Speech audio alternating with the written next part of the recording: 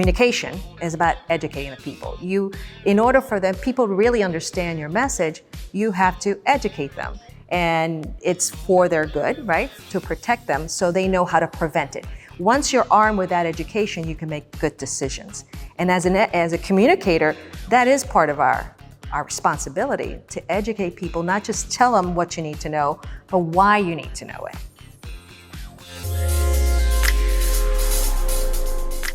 Well, it was tough because it's a very big role with lots of responsibilities. And of course, I doubted myself. Am I the right person? Am I qualified enough? I have years of experience, but you always have that little word, little voice in your head saying, you're not good enough. But I just took a chance. But I did, when I interviewed, I told them, let me think about it.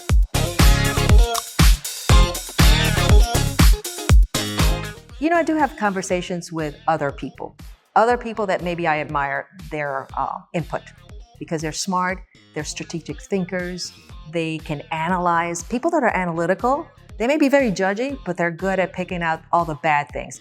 And if you have that conversation with them, you can work it out so you fix it before you actually, make a decision.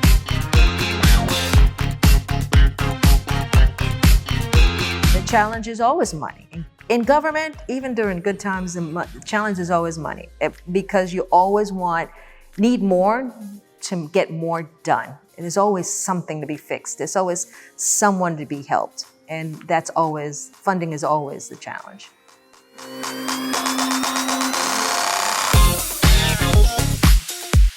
I think the most important thing for me, as I am there, is to have a more inclusive, equitable voice.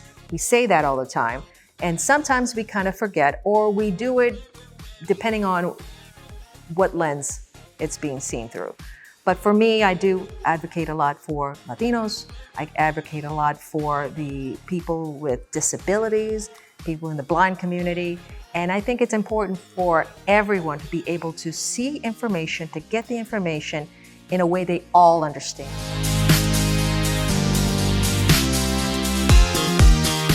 Well, right now we're having a lot of community conversations and people are going to these events. It gets pretty crowded.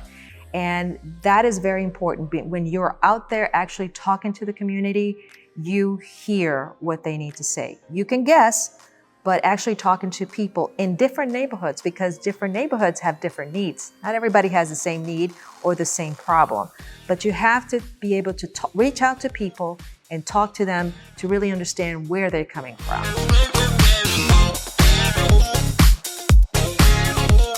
So in communication, one thing I learned when I was at the health department was the importance, more than ever, because I've been in communication for many, many, many years and doing different things, but it was the miscommunication and the discommunication, because now we have internet. And a lot of people don't even watch the news to get the information or go to the source that has it. They're watching it, La tía mía, they saw it on TikTok. That's where I got my information, right? That's not the place to go. So for a communicator, that's always been a struggle, trying to get the right information out in a way that attracts that particular public, because you speak to a Gen Z, very different to someone who's 50.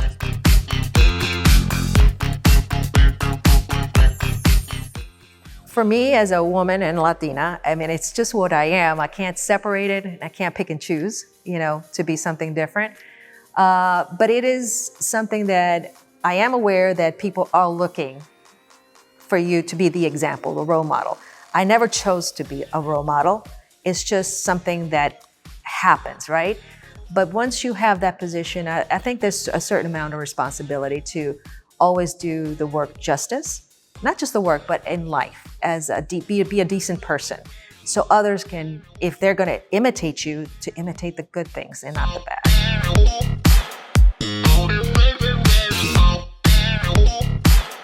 I think it's important. I always tell people it's okay to dream. Soñar no cuesta nada. But you have to back it up with something, right? And with me, I'll be honest, it hasn't been easy or just given to me. I came to this country as a refugee, and my parents didn't know anybody, didn't have anything, and you had to kind of figure things out as you went along.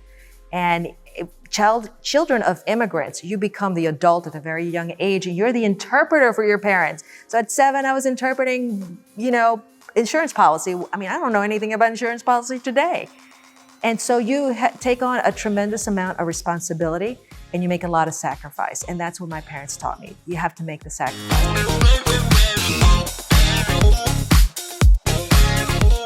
I think what I value is that people say, man, she's smart and she's such a good worker. She was there. She had everybody's back. Those are simple. It's very simple, but those are the things that matter to me. I don't need a building, named after me, unless you want to advocate for that when I'm done, like maybe a library or something. Small library would be fine. But I just value that sacrifice I told you about. It meant something. It showed. Yeah.